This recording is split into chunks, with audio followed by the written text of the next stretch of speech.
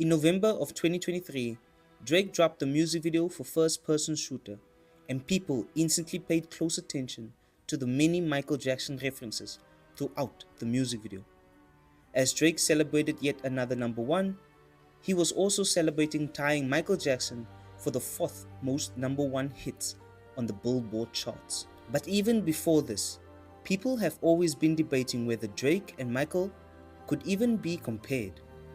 The feud between Drake and Kendrick Lamar has been one of the most notable rivalries in modern day history. Central to this conflict is a narrative involving comparisons to Michael Jackson, the legendary King of Pop. Drake, throughout his career, has frequently likened himself to Michael Jackson, drawing parallels between Jackson's dominance in pop music and his own reign in rap. Kendrick Lamar turned this comparison into a double-edged sword, using it to question Drake's credibility and institute deeper, more damaging implications. Drake's self-proclaimed position as the Michael Jackson of rap reflects his confidence in his commercial success and cultural influence. Michael Jackson's incredible career, categorized by record-breaking albums and global fame, serves as the pinnacle of music achievement.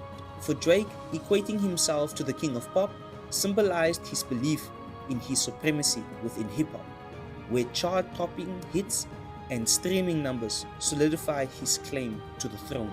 Kendrick Lamar, a lyricist known for his clever wordplay and layered messaging, saw an opportunity to dismantle this narrative. I don't think that Drake should keep playing into the Mike and Prince thing. I'm telling you, he's gonna take it to a conscious place. He's gonna take it to a conscious place. You got your nose done. You got your nose done like Mike. Yeah.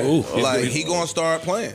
Well, he gonna start playing. Yeah, you're right. Leave that shit alone. He gonna start playing. Yeah, please leave that alone. I think what you're saying is it makes a lot of sense. So much correlation. And that's gonna get nasty. In a fight, you gotta know when somebody is trying to set you up. And on like that, the Prince line sounds like a bait.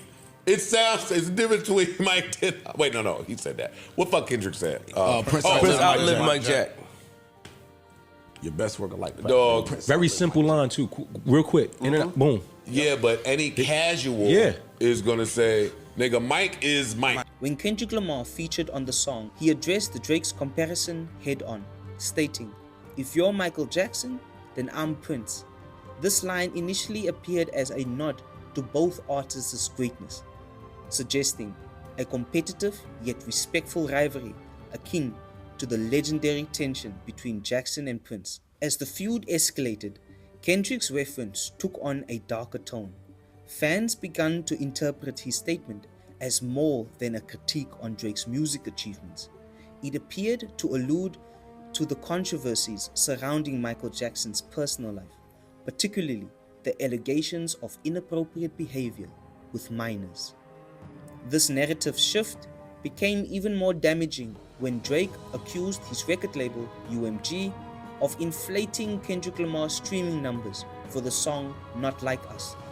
Drake alleged that UMG sought to belittle him and undermined his bargaining power during negotiations for what was expected to be the biggest record deal in music history. Drake's lawsuit against UMG reveals the far-reaching consequences of his feud with Kendrick Lamar. According to Drake, the feud tarnished his reputation, reducing the value of his potential record deal.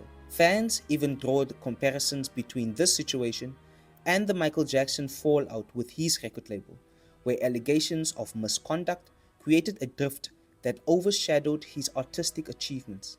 Similarly, Drake's comparison to Jackson, once a symbol of his dominance, became a liability as it echoed the controversies and struggles that mirrored Jackson's career.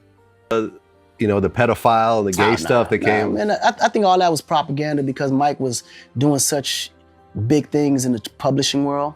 I always felt like the music side, he was buying out a lot of great real estate. The Beatles catalog? A lot of stuff, and he wouldn't sell it back or wouldn't offer no options for it to be sold. And then, of course, his own catalog, there was a big fight around that. You know, I think what Michael was more about, it was power, because he was super smart and understood what real value meant to America. So he had access to a lot of American just value, and he owned it. And if he didn't own it 100%, he owned it 50%. You know what I'm saying? Like, he owned a big chunk of America's value. That's the best way to put it. And at some point, you know, they're gonna want to have the option to buy it back or control it to an extent. Mike just wouldn't allow it. And I think at that moment, that's when a lot of the propaganda and all this whispers and stuff start coming out about him, which was clearly not true. The comparison to Michael Jackson that intended to solidify Drake's legacy ultimately backfired. Kendrick Lamar's clever manipulation of this narrative exposed vulnerabilities in Drake's image, making his dominance appear less secure. Parallels between these two artists' careers, marked by feud with their record labels and accusations that undermine their public personas, highlight the dark side of fame and the complex dynamics of the music industry. In the end, the feud between Drake and Kendrick Lamar underscores how personal rivalries can have far-reaching implications for an artist's career. While Michael Jackson's legacy remains one of great influence, his controversies serve as a cautionary tale. Drake's story, still unfolding, reflects similar challenges, where a battle for supremacy in music has brought unintended consequences, leaving his reign as rap's king under scrutiny.